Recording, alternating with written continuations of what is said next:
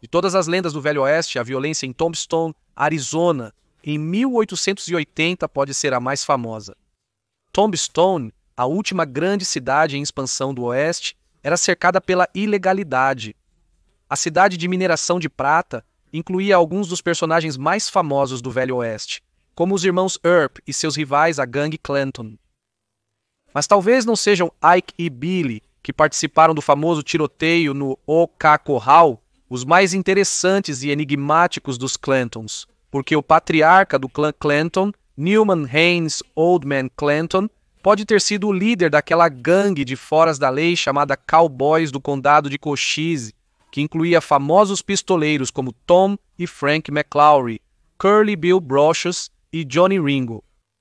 Como muitos personagens do Oeste, a história de Old Man Clanton é uma mistura de lenda e fatos esparsos, criando uma narrativa que merece ser lembrada. Newman Haynes Clanton nasceu no Tennessee em 1816. Em 1840, ele se casou com Mariah Kelso, com quem teve 7 filhos, 5 filhos e 2 filhas. A família migrou pelo oeste do Tennessee para o Missouri, Califórnia, em busca de ouro, e Texas. Durante a Guerra Civil, ele e seu filho mais velho, John Wesley, serviram na Guarda Doméstica Confederada. Algumas contas afirmam que Newman foi libertado devido à sua idade, enquanto outras alegam que ele e John Wesley desertaram posteriormente. Depois da guerra, ele mudou a família para o Arizona e posteriormente de volta para a Califórnia, onde sua esposa Mariah faleceu. A discordância sobre se os Clantons eram encrenqueiros ou bons cidadãos, como muitos no Velho Oeste. De acordo com relatos, eles foram praticamente expulsos da Califórnia depois de uma disputa, tendo que deixar a cidade. Por volta de 1873, Newman, conhecido como Velho Clanton, mudou-se de volta para o Arizona, sendo seguido pela maior parte de sua família. Eles se envolveram em fazendas e negócios, mas encontraram sucesso em 1877, quando prata foi descoberta no então condado de Pima do território do Arizona, levando à fundação de Tombstone. Minas próximas à cidade geraram milhões de dólares em prata nos anos 1880, e a população saltou de 100 para 14 mil em 7 anos. O rancho Clanton estava bem posicionado para abastecer a crescente população com gado. Era uma grande e bem-sucedida operação. Em 1881, o filho Ike afirmou ter criado ou comprado cerca de 700 bois em um único ano, mas há um problema com a história. Newman Clanton aparentemente nunca registrou uma marca em Pima ou nos condados de Cochise, no Arizona, o que seria necessário para criar gado legalmente. Isso leva muitos historiadores a concluir que os Clantons vendiam principalmente gado roubado.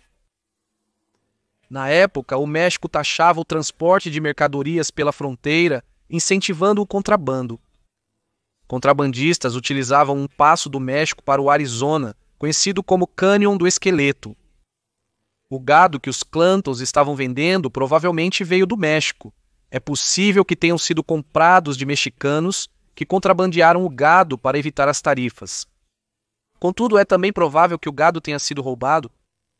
Filmes sobre Tombstone e os Earps costumam sugerir que a gangue Cowboys era uma organização criminosa formal.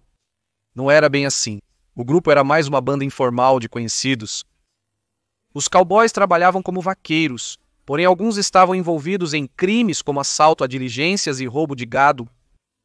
Vários cowboys, como os irmãos Tom e Frank McLaury, estavam associados aos Clantons, trabalhando como vaqueiros no seu rancho. Na época, o termo cowboy não tinha o mesmo significado atual. Quem conduzia o gado era chamado de vaqueiro ou condutor de gado. No condado de Cochise, Arizona, o termo cowboy era sinônimo de roubo de gado. Em 1881, o jornal do epitáfio de Tombstone os descreveu como ladrões e assassinos, que se orgulham em anunciar ao público que são ladrões de gado. Membros dos cowboys invadiram o México, roubando gado e, por vezes, matando cidadãos mexicanos. É provável que os Clintons tenham adquirido parte desse gado, mas não se sabe se eles apenas compraram dos cowboys ou se participaram diretamente das incursões. Em julho de 1879, uma incursão violenta que resultou na morte de vários homens chamou a atenção dos rurales, a Força Policial Rural Mexicana. Os rurales seguiram o rastro dos assassinos, cruzando ilegalmente para os Estados Unidos da América, onde não tinham autoridade. Quando o grande grupo de rurales chegou ao cânion do esqueleto, foram emboscados por homens escondidos nas rochas. Vários rurales foram mortos, alguns supostamente executados e poucos escaparam. O governo mexicano queixou-se ao presidente dos Estados Unidos da América, Chester Arthur, mas ninguém foi acusado pelo assassinato. Posteriormente, John Peters Ringo afirmou ter participado da emboscada e alegou que o velho Clanton, seus filhos Ike e Billy e os irmãos McClaury estavam envolvidos nos assassinatos. Ringo, conhecido como Johnny Ringo, se envolveu na chamada Guerra do Condado de Mason, no Texas, uma série de linchamentos e assassinatos por roubo de gado, e era procurado por assassinato no local. Ele era um conhecido associado dos cowboys, e se acreditarmos nele sobre a participação dos Clanton no massacre do Canyon Skelton de 1879, isso sugere que eles roubavam gado no México. Novamente, eles podem ter sido apenas os compradores do gado roubado. Johnny Ringo também mencionou outro cowboy envolvido no massacre, William Brocious, conhecido como Curly Bill. Curly Bill, conhecido como ladrão de gado, era um excelente atirador capaz de acertar um coelho em movimento.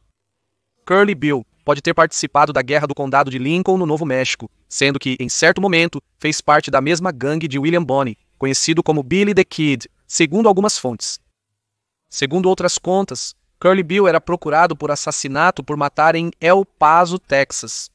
Curly Bill tinha um senso de humor maldoso, e foi relatado no jornal que ele uma vez atirou nos pés de um pregador, forçando-o a dançar enquanto pregava. Em 1881, Curly Bill foi acusado de assassinar o marechal de Tombstone, Fred White, sendo preso por Wyatt Earp, subxerife do condado de Pino. No julgamento, o tiroteio foi considerado acidental.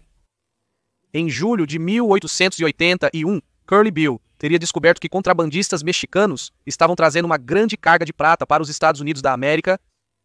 Enquanto os contrabandistas passavam pelo Canyon do Esqueleto, Bill e um grupo de cowboys, incluindo Newman, Ike e Bill Clanton, os irmãos McClaury e Johnny Ringo, os emboscaram.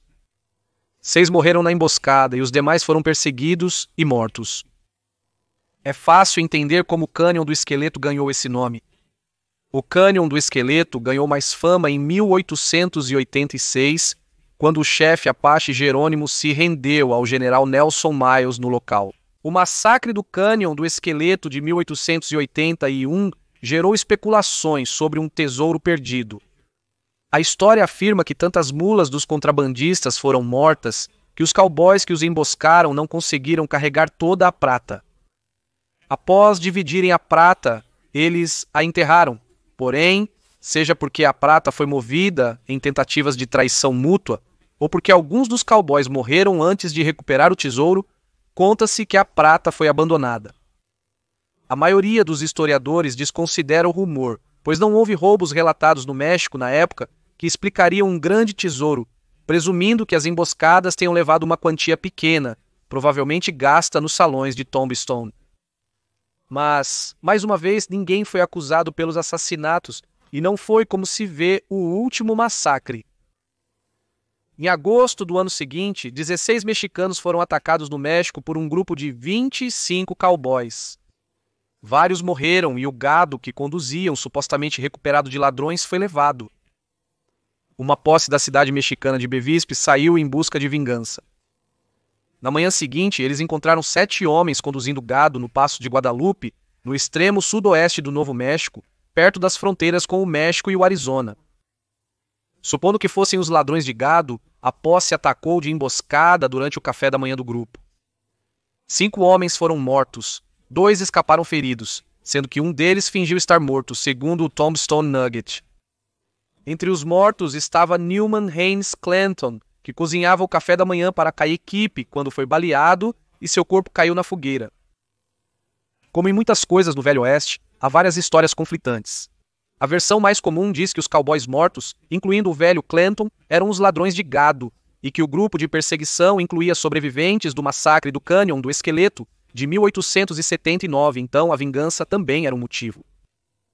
Posteriormente, surgiram rumores de que os assassinos não eram mexicanos, mas os Earps executando assassinatos extrajudiciais, apesar das poucas evidências e do consenso dos sobreviventes de que os atacantes eram mexicanos. Mais difícil é discernir se os homens atacados eram de fato os assassinos do México. Apenas um homem chamado James Crane, era um suspeito fora da lei. No México, relataram um grupo de 25 homens, mas apenas 7 estavam no acampamento. É totalmente possível que os homens, incluindo o velho Clanton, estivessem simplesmente no lugar errado na hora errada, ou possivelmente, mais uma vez, seu papel havia sido comprar o gado roubado e eles podem não ter participado do ataque real.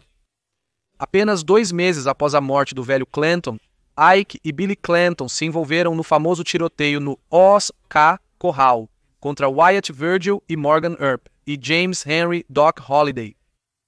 Billy Clanton foi morto no tiroteio junto com Tom e Frank McClaury.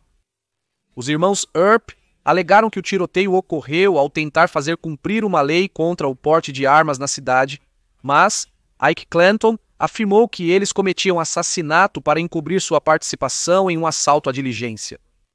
No julgamento, os Earps foram absolvidos devido às muitas inconsistências na história de Ike Clanton. Na época de sua morte, Billy Clanton tinha apenas 19 anos. O tiroteio desencadeou vinganças contra os Earps. O Marechal Virgil foi baleado, perdendo o movimento de um braço, e Morgan Earp foi morto enquanto jogava sinuca. Apesar de não haver condenações formais pelos crimes, Wyatt Earp reuniu um grupo com seus irmãos James e Warren para caçar os assassinos. A vingança de Earp resultou na morte de Curly Bill, alvejado por Wyatt com uma espingarda em um tiroteio em março de 1882. Em julho do ano seguinte, Johnny Ringo foi encontrado morto com um tiro na têmpora. A investigação do legista concluiu que a morte foi suicídio, apesar dos rumores antigos de que Wyatt Earp ou Doc Holliday o mataram. Em 1887, Ike e seu irmão Phineas, ou Finn Clanton, foram acusados de roubo de gado. Eles foram cercados por um grupo de perseguição. Finn se entregou sem lutar, mas Ike tentou sacar um rifle e foi morto a tiros por um detetive contratado por fazendeiros locais. Finn foi preso por roubar gado e teve outros problemas com a lei. Morreu em um acidente em 1906. O irmão mais velho, John Wesley, permaneceu na Califórnia e morreu de causas naturais em 1916. De todos, o mais interessante talvez tenha sido o velho Clanton. Claramente, ele se associou a foras da lei e quase certamente vendia gado roubado, mas a extensão de sua participação em seus crimes ainda é realmente desconhecida. Alguns afirmam que ele era o líder impiedoso dos cowboys do condado de Cochise e foi substituído por Curly Bill após sua morte. Se ele era apenas um homem tentando ganhar a vida à margem da lei, ou se ele era central para o roubo, abigeato e assassinato cometidos pelos cowboys do condado de Cochise, ainda é um assunto de disputa em uma vida que é mais definida pela lenda do que pelo fato conhecido.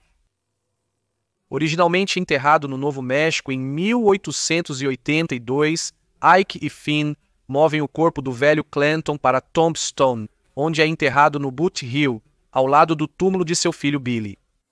Espero que tenha gostado deste episódio do History Guy, pequenos trechos de história esquecida de 10 a 15 minutos. E se você gostou, por favor, vá em frente e clique no botão de curtir.